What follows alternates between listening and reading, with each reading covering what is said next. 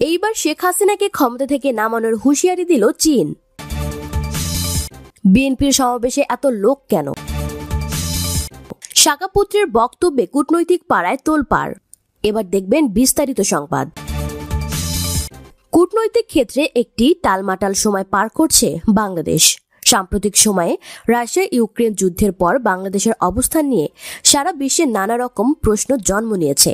এই কিছুদিন আগে জাতিসংঘে রাশিয়ার বিরুদ্ধে নিন্দা প্রস্তাবে বাংলাদেশ ভোটদানে বিরত ছিল, যদিও পাশের দেশ ভারত রাশিয়ার বিপক্ষে নিন্দা প্রস্তাবে ভোট দিয়েছে। বাংলাদেশের সাম্প্রতিক সময়ে কূটনীতিতে অনেকটা ভিন্ন চিন্তা করছে বিশ্বের অবস্থানের সঙ্গে, আর সে কারণে কূটনৈতিক ক্ষেত্রে কোথাও কোথাও বাংলাদেশ একঘরে হয়ে যাচ্ছে বলে কেউ কেউ অভিযোগ করছে। যদিও বাংলাদেশের পক্ষ থেকে বলা হচ্ছে বাংলাদেশের কূটনীতি সঠিক পথেই আছে, কারোর সাথে বৈরতা নয়, সকলের সাথে বন্ধুত্ব, এই নীতিতে বাংলাদেশ অটল রয়েছে। কিন্তু মার্কিন যুক্তরাষ্ট্রের সঙ্গে বাংলাদেশের সম্পর্কের টানাপোড়েনের কথা সর্বজনিতবিদ। মার্কিন যুক্তরাষ্ট্র এই নিয়ে প্রকাশ্যেই এখন কথাবার্তা বলছে। র্যাবের ওপর নিষেধাজ্ঞা আরোপ করা হয়েছে এবং মার্কিন রাষ্ট্রদূত জোর দিয়ে বলছে যে র্যাবের সংস্কার না হলে র্যাবের ওপর নিষেধাজ্ঞা থাকবে। আগামী নির্বাচন নিয়ে মার্কিন যুক্তরাষ্ট্র সরাসরি কথা বলছে। তারা বলছে অংশগ্রহণমূলক, অবাধ, সুষ্ঠু, নিরপেক্ষ নির্বাচন না হলে মার্কিন যুক্তরাষ্ট্র তার অবস্থান পরিষ্কার করবে। অন্যদিকে ভারতের সঙ্গে সম্পর্ক নিয়েও নানা রকম ফিসফাস কথা শোনা যায়। যদিও প্রধানমন্ত্রী সাম্প্রতিক সময়ে ভারতের প্রধানমন্ত্রী নরেন্দ্র মোদীর আমন্ত্রণে ভারত সফর করে এসেছেন এবং সেই সফর অত্যন্ত ফলপ্রসূ হয়েছে বলেই তিনি উল্লেখ করেছেন। কিন্তু তারপরও দুই দেশের মধ্যে অমীমাংসিত বিষয়গুলো যেমন সুরাহা হয়নি, তেমনি বাংলাদেশ ভারত সম্পর্কের ক্ষেত্রে কিছু কিছু টানাপোড়েনের খবর পাওয়া যাচ্ছে। সাম্প্রতিক সময়ে তিস্তা ব্যারেজে বাংলাদেশের চীনা অর্থায়নে যে প্রকল্প তা নিয়েও ভারতের মধ্যে এক ধরনের মিশ্র প্রতিক্রিয়া দেখা যাচ্ছে। ভারতের পক্ষ থেকে বাংলাদেশে বিভিন্ন ইস্যু নিয়ে অস্বস্তি আর গোপন থাকছে না, বরং প্রকাশ্যে তারা বাংলাদেশের বিভিন্ন বিষয় নিয়ে কথা বলছেন। এরকম পরিস্থিতিতে আগামী দিনে বাংলাদেশ ভারত সম্পর্ক, বিশেষ করে নির্বাচনের আগে বাংলাদেশ ভারত সম্পর্ক কোন দিকে মোড় নেয় তা কূটনৈতিক অঙ্গনে একটি বড় প্রশ্ন হিসেবে দেখা দিয়েছে। অন্যদিকে চীনের সঙ্গে বাংলাদেশের অর্থনৈতিক সম্পর্ক গত এক দশক ধরেই অত্যন্ত ভালো।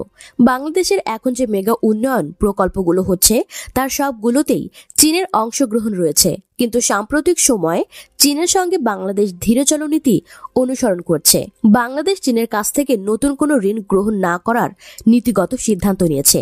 বিশেষ করে শ্রীলঙ্কার বিপর্যয়ের পর বাংলাদেশ চীনের সঙ্গে নতুন অর্থনৈতিক সম্পর্ক করার ক্ষেত্রে এক ধরনের নেতিবাচক মনোভাব নিয়েই এগোচ্ছে। এরকম পরিস্থিতিতে চীন সাম্প্রতিক সময়ে তিস্তা ব্যারেজের কাছে মহাপরিকল্পনা নিয়ে এগিয়ে গিয়েছে। তিস্তার পার্শ্ববর্তী এলাকাগুলো বাংলাদেশ নিযুক্ত চীনা রাষ্ট্রদূত সফর করেও এসেছিলেন। কিন্তু এই সমস্ত সফরের পর বাংলাদেশ এই প্রস্তাবে এখনই সায় দিতে রাজি নয়। আনুষ্ঠানিক না হলেও বাংলাদেশ তার মনোভাব ইতিমধ্যে চীনকে জানিয়ে দিয়েছে বলে জানা গেছে। অন্যদিকে বাংলাদেশ এখন মার্কিন, অস্ট্রেলিয়া, ভারত নিয়ন্ত্রিত কোয়াডে যোগ দেওয়ার একটি আভাস পাওয়া যাচ্ছে। যদিও বাংলাদেশের পক্ষ থেকে আনুষ্ঠানিকভাবে বলা হয়েছে যে এখন পর্যন্ত কোয়াডে যাওয়ার ব্যাপারে বাংলাদেশ কোনো সিদ্ধান্ত নেয়নি, কিন্তু এটি নিয়ে যে বাংলাদেশের ওপর চাপ আছে তা কূটনৈতিক মহল অস্বীকার করছে না। এরকম একটি বাস্তবতায় সামনের দিনগুলোতে যদি বাংলাদেশ কোয়াডে যেতে বাধ্য হয় তাহলে বাংলাদেশ চীন সম্পর্ক টানাপোড়েনের মধ্যে পড়বে বলে ধারণা করা হচ্ছে। এই সব কিছু নিয়ে নির্বাচনের আগে বাংলাদেশের কূটনীতি একটি জটিল সমীকরণের মধ্যে দাঁড়িয়ে আছে এবং এই সমীকরণের সকলের সাথে বন্ধুত্বপূর্ণ সম্পর্ক, কারোর সাথে বৈরিতা নয়, এটি টিকিয়ে রাখা একটি চ্যালেঞ্জের ব্যাপার বলে কূটনৈতিক মহল মনে করছেন। অন্যদিকে বিএনপি ঢাকার কর্মসূচি শেষ করে এখন প্রতিটি বিভাগের কর্মসূচি পালন করছে। চট্টগ্রাম বিভাগের কর্মসূচির পর আজ ময়মনসিংহ বিভাগে মহাসমাবেশ করছে দলটি। চট্টগ্রামের জনসভাটি অনুষ্ঠিত হয়েছিল পলো গ্রাউন্ড মাঠে এবং সেখানে বিপুল জনসমাগম হয়েছিল বলে সাধারণ পর্যবেক্ষকরা মনে করছেন। আজ ময়মনসিংহেও বিএনপির জনসভায় বিপুল জনসমাগম হয়েছে। এই বিপুল জনসমাগম হওয়ার ফলে বিএনপি নেতারা উল্লসিত এবং তারা মনে করছে যে বিএনপির জনসমর্থন বেড়েছে এবং বিএনপির প্রতি জনগণের আস্থা আছে। এ কারণে জনসমাগম হচ্ছে, আর এটা নিয়ে বিএনপির মধ্যে এক ধরনের উজ্জীবিত ভাব লক্ষ্য করা যাচ্ছে। তবে রাজনৈতিক বিশ্লেষকরা মনে করছে যে বিএনপির জনসভাগুলোতে লোক সমাগম বেশি হওয়াটা মোটেও অবাক হওয়ার মতো নয়, বরং এটি প্রত্যাশিত। কি কারণে বিএনপির জনসভায় লোক সমাগম বেশি হচ্ছে, এ ব্যাপারে রাজনৈতিক পর্যবেক্ষক মহল একাধিক কারণ উল্লেখ করেছে। কর্মীদের আগ্রহ। দীর্ঘদিন পর বিএনপির নেতাকর্মীরা কর্মসূচি পেয়েছে এবং এই কর্মসূচিগুলোতে তারা অংশগ্রহণ করতে চাচ্ছে। বিএনপির কর্মীরা দীর্ঘ 15 বছর ধরে ক্ষমতার বাইরে। তারা মনে করছে যে রাজপথে আন্দোলন করা উচিত এবং রাজপথে আন্দোলনের ব্যাপারে তৃণমূল থেকে এক ধরনের চাপও বিএনপির মধ্যে আছে। আর সে কারণে এই কর্মসূচিগুলোর ব্যাপারে বিএনপি কর্মীরা আগ্রহী। তারা প্রায় সকলেই কর্মসূচিতে যোগদান করেছেন। এ কারণে সমাবেশগুলোতে সমাগম বেশি হচ্ছে। বিরোধী পক্ষের বক্তব্য কি শোনার আগ্রহ।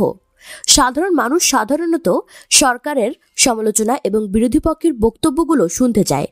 এতদিন বিএনপি কোনো ধরনের সভা সমাবেশ করেনি, শুধুমাত্র প্রেস ক্লাব, রিপোর্টার্স ইউনিট মুখী কর্মসূচির মাধ্যমে ঘরোয়া সংবাদ করে সরকারের সমালোচনা করেছে। বিএনপির মধ্যে থেকে বিভিন্ন সময়ে দাবি উঠেছিল যে সারা দেশে বিভিন্ন আন্দোলন ছড়িয়ে দিতে হবে, সেজন্য বিএনপিকে ঢাকার বাইরে যেতে হবে, জনগণকে সংগঠিত করতে হবে। সাধারণত সবসময় সাধারণ মানুষ বিরোধী দলের বক্তব্য কি শুনতে চায়? সরকার বক্তব্যের চেয়ে বিরোধী দলের বক্তব্য শোনার প্রতি মানুষের একটা আগ্রহ থাকে, আর এই কারণেই বিএনপির জনসভাগুলোতে সাধারণ মানুষও আগ্রহ নিয়ে যাচ্ছে যে তারা কি বলে সেটা শোনার জন্য।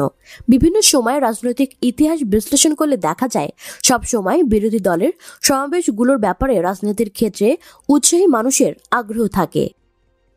অপরদিকে যুদ্ধাপরাধের দায়ে দণ্ডিত সালাউদ্দিন কাদের চৌধুরীর পুত্র হুম্মাদের কাদের চৌধুরী চট্টগ্রামের জনসভায় হুঙ্কার দিয়েছেন।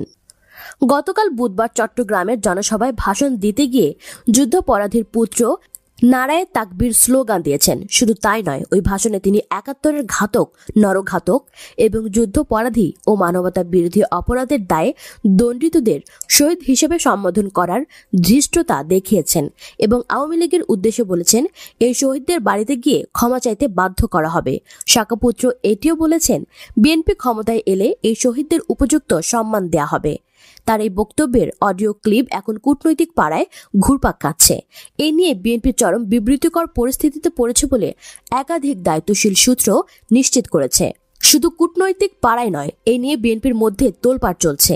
বিএনপির স্থায়ী কমিটির সদস্য আমির খসরু মাহমুদের সাথে যোগাযোগ করা হলে তিনি বাংলা ইনসাইডারকে বলেছেন এটি হুম্মম চৌধুরীর ব্যক্তিগত মতামত, দলের অবস্থান নয়।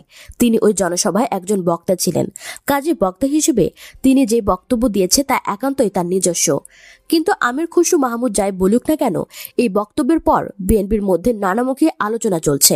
গত কিছুদিন ধরে বিএনপির সঙ্গে জামায়াতের টানাপোড়েন চলছে।